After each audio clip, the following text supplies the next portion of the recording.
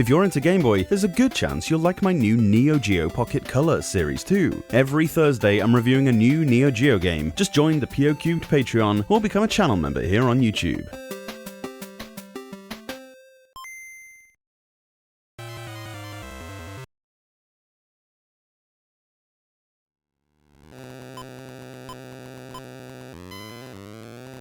Hey Renegade, now you live the ultimate off-road race adventure in a rough and tumble scramble to the finish line. Here you enter a championship season of 22 different courses against 20 other Jeeps in a first-person racer. Customizing your season gives you more options than would be considered normal for this era. You can choose from 3 difficulty settings, which governs how fast the opponents are. Novice will allow you to outpace the majority of the field, although it can still be tricky to catch up with the pole sitter. Pro is basically impossible, don't bother trying. You can change your speedometer between miles per hour and kilometers per hour, and whether to go clockwise or anti-clockwise around the tracks. It's really only a personal preference, one is not harder than the other. You can also choose to turn on or off the track map, the chevrons, arrows which tell you which way to turn, and the position flash. Again, do what you like.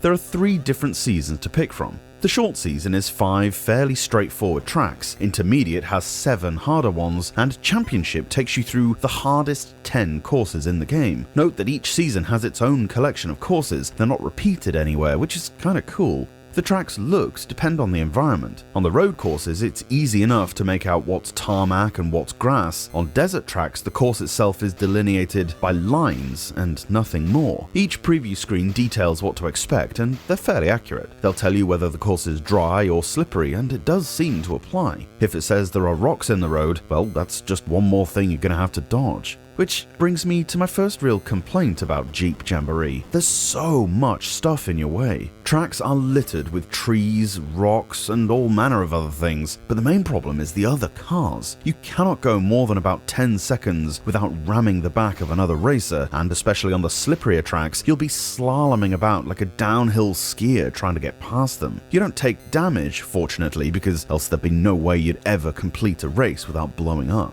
The second problem is the speed, which in itself is admirable. You're racing from a first-person perspective, and we've seen how well that didn't work with a couple of games already. Here, the frame rate is still quite low, which hampers your response time, but you move way quicker than in BIll Elliott or Days of Thunder. You're careening from side to side and jerkily being flung over bumps like you're riding a roller coaster, but one that smashes into rocks and other coasters all the time. This game should have come with a motion sickness warning, in all honesty. Admittedly, for the amount of stuff going on, there's not a lot of lag. The cockpit view only takes up about half the screen, which probably helped, but the more attempts at this type of racing game I play, the more I think that sadly the Game Boy just couldn't handle them. Had this been released on the Game Boy Color, we might have been onto something. It's a shame because there's a spark of inspiration here. Gremlin clearly tried to make something that felt original with the course design, the physics engine, and so on.